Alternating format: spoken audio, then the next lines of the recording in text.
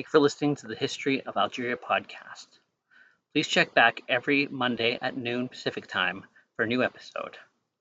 Also available on YouTube and wherever you get your podcast. Check us out at www.eatmyownbeat.com. Welcome back to episode 6 of the History of Algeria podcast, Associated Behaviour of the Aterian. The Aterian is associated with early Homo sapiens at a number of sites in Morocco, while the Jebel Irhoud specimens are originally noted to have similar or later Aterian and some Massarism specimens.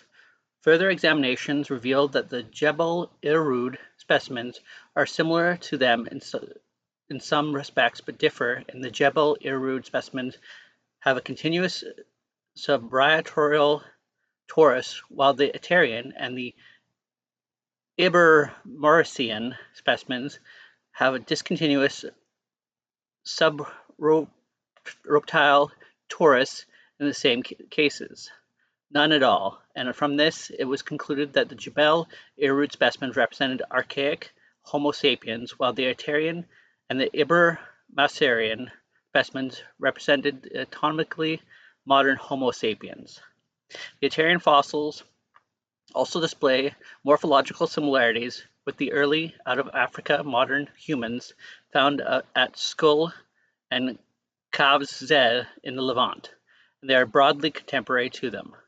Apart from producing a highly distinctive and sophisticated stone tool technology, these early North African populations also seem to have engaged with symbolically constituted material culture, creating what we are amongst the earliest African examples of personal ornamentation. Such examples of shell beads have been found far inland, suggesting the presence of long-distance social networks. Studies of the variation of distribution of the Aterian have also now suggested that the associated populations lived in the subdivided populations, perhaps living most of their lives in relative isolation and aggregating at particular times to reinforce social ties. Such as subdivided population structures have been inferred from the pattern of variation observed in early African fossils of Homo sapiens.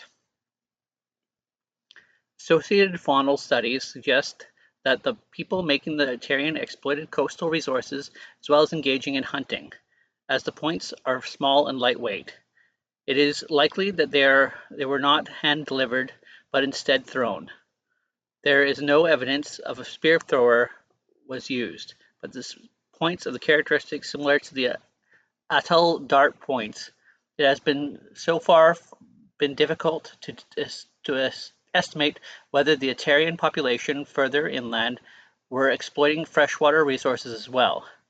Studies have suggested that hafting was widespread, perhaps to maintain flexibility in the face of strongly seasonal environmental with the produce of dry seasons. Scrapers, knives, and points all seem to have hafted, suggesting a wide range of activities were facilitated by technological advances. It is probable that the plant resources were also exploited, although there is no direct evidence from the Aterian yet. Plant processing is evidenced in North Africa from as much as 182,000 years ago. In 2012, a 90,000-year-old bone knife was discovered in Deir es-Sultan K1 cave, which is basically made out of cattle-sized animal ribs. Due to the archaeological spread of the Aterian culture and unique linguistic spread of Niger-Congo languages of the Atlantic coast in Senegal, Kordofan in Sudan, Fleming et al. 2013 indicates that possibly the Nilo-Saharan linguistic phylum is derived from the Aterian culture area. With that, it ends our discussion about the Aterian.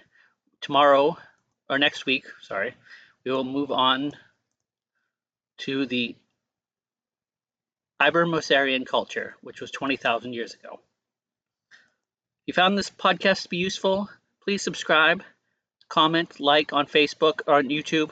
Find us on Facebook at Eat My Own Beat and our website, eatmyownbeat.com. Until next time, keep eating to your own beat, take the road less traveled, and have a great day.